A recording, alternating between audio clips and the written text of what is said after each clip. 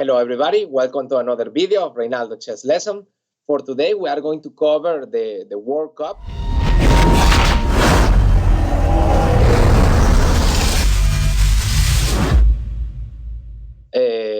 We are going to cover a specific round that, in my opinion, I think is the best game so far.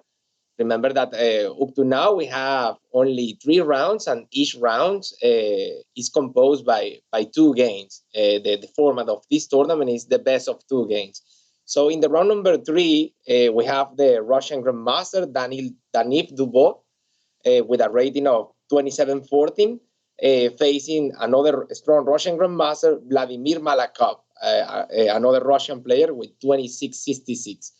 So this game was very interesting because this is, well, the new generation with the old war represented by Malakhov. And in this game, Daniil Dubov opened with d4. Vladimir continued with d5, c4, and c6. By the way, important to say that these Russian grandmasters, Vladimir Malakhov, have some successful competitions, advancing a lot in previous FIDE World Cup competitions, eliminating players like Pavel Elyanov, Wesley So, in another editions of the same competition. So he have a lot of experience, but he always plays, let's say, more or less the same opening. So he is a specialist in a variant in the Slav defense that is known as, after knight f6, knight c3, a6, this is known as the chameleon variation of the Slav defense, also known as the Malakhov variation. Well, this basically is a tribute to his practical experience. Thanks to his efforts, most of the theories is developed because of his gains. So I guess that about the context of this specific game, Daniil Dubov was aware about how his opponent is going to face his queen's gambit. So right now he did g3.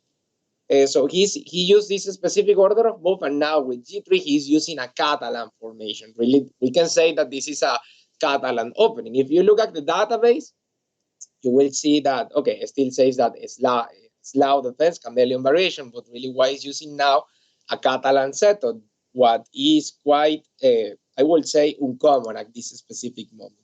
If we look at the database, the g3 move is in the position number 6 in the master database here on Lichess, and also with only, almost 400 gains in comparison with the top move that is c5 with almost 3,000 gains.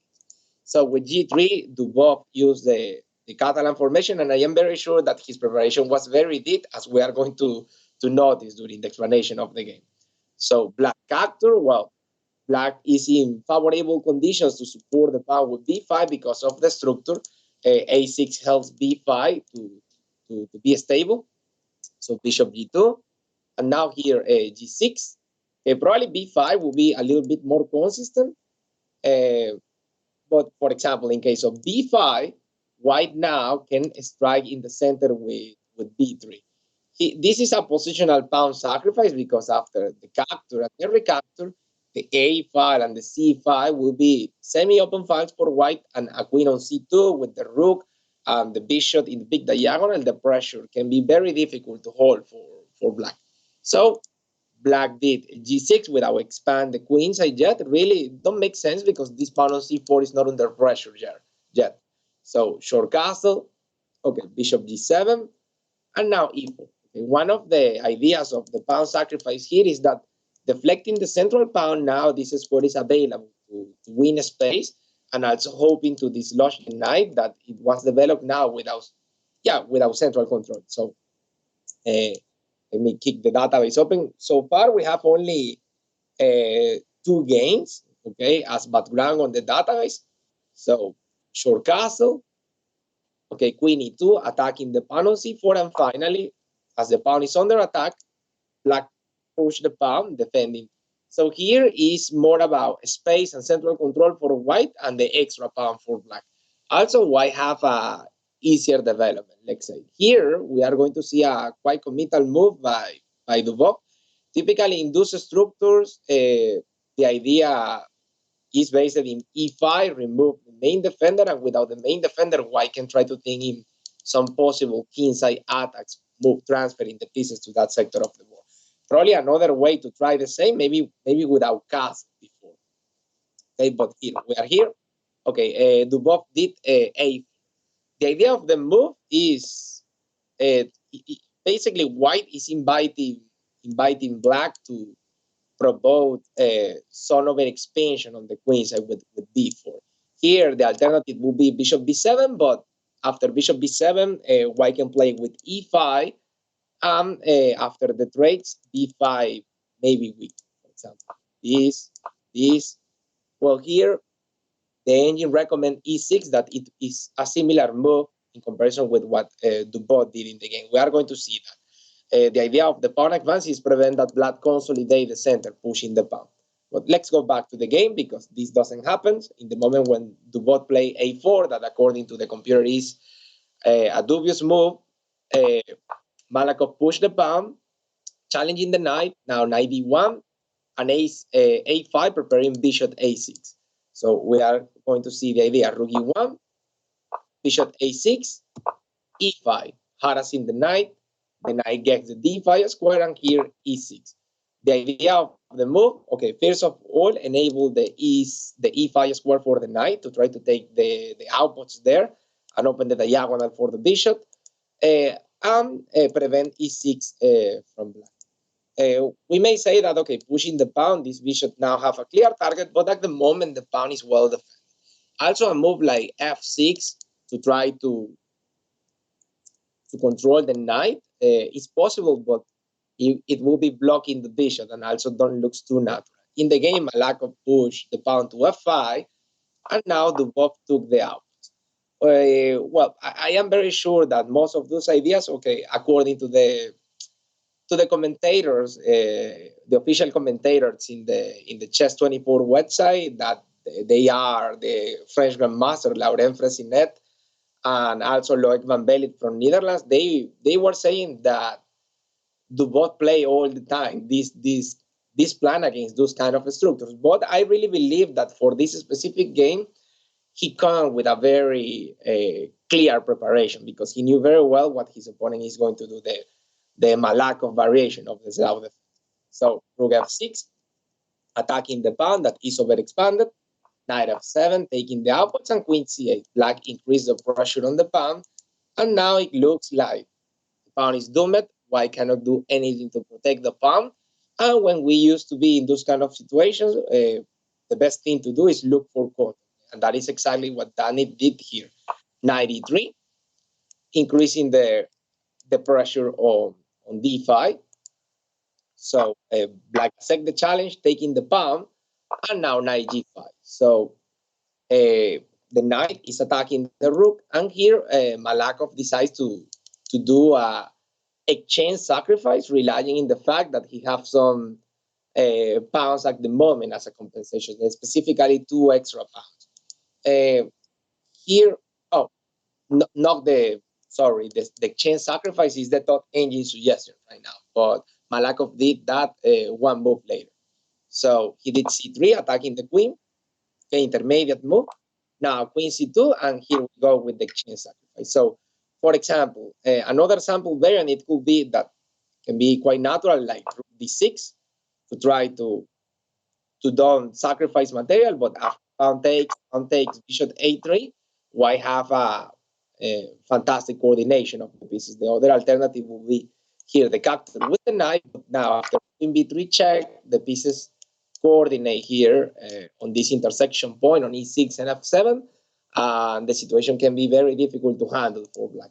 So in the moment of queen c2, black sacrifice the exchange, bishop takes, finally completing development, connecting the rooks, pawn takes, queen takes. So far we have a situation where white is, 2 pawns down, but the rooks have clear open files, and also there is an exchange up for white.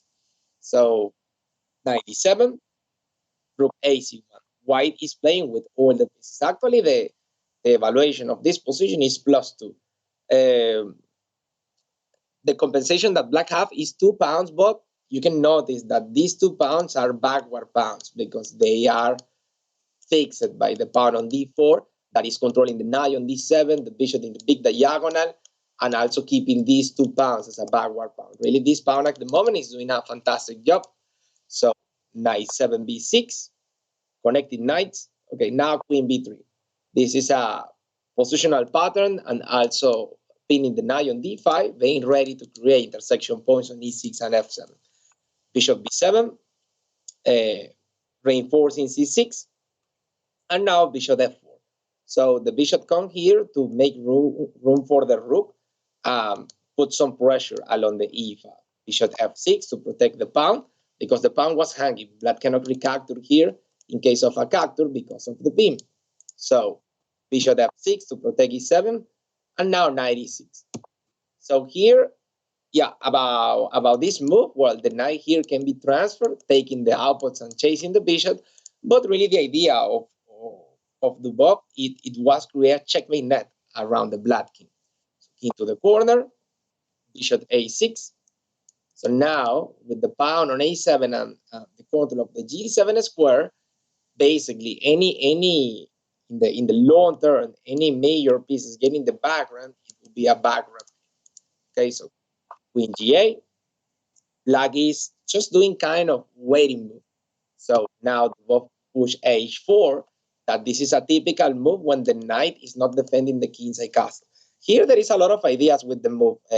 Win a space, also give some support to the minor pieces in case that that white needs to move a pieces backward to g5, for example. So okay, rook b8, now rook c5, taking the output with the rook, attacking the pawn.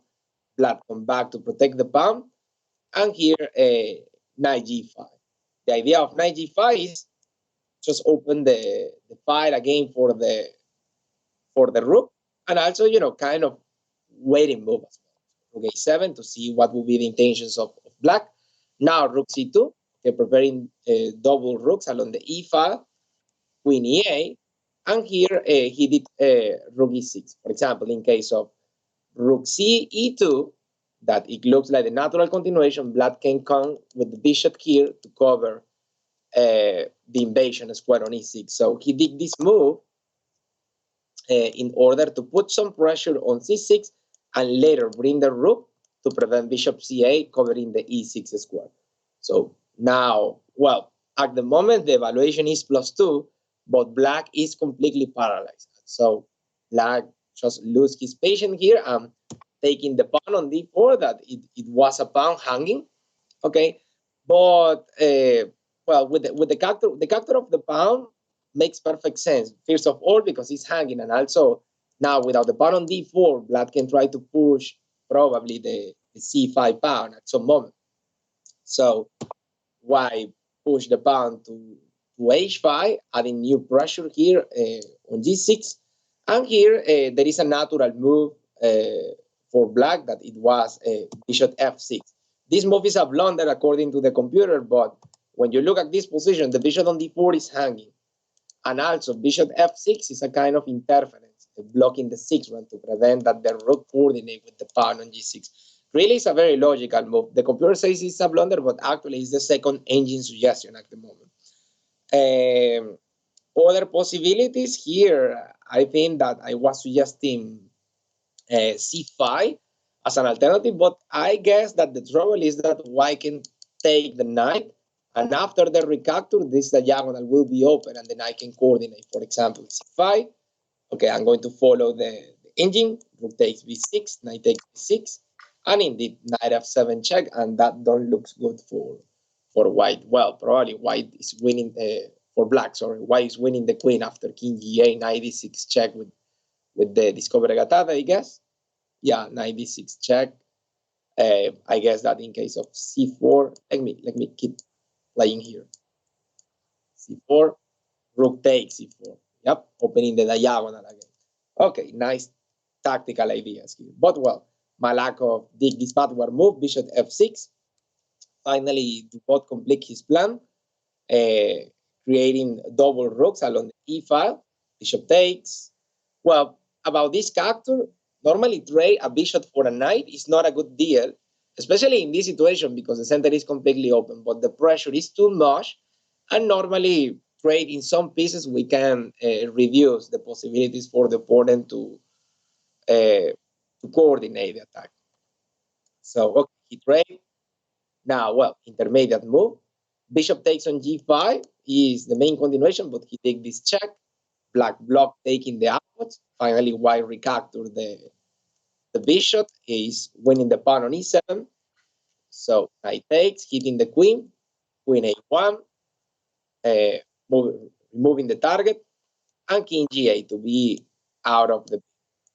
So here, okay, the capture, in case of the capture, the rook can be captured with check. So what we break the rook, bishop a6 to protect e7, and now the bishop takes on c6. So black moved the bishop to protect the pawn along the 7 rank, but now c6 is hanging. So Dubov took this pawn, and after queen d8, bishop takes a4. I guess that, well, winning material, really, because this was a fork in case of knight takes, queen takes, extra pieces for white. So Malakhov did queen d5 as his last resource to play bishop b7 and create some battery along the big diagonal. And here, you know, the top 3 move, according to the computer, are capture on e7,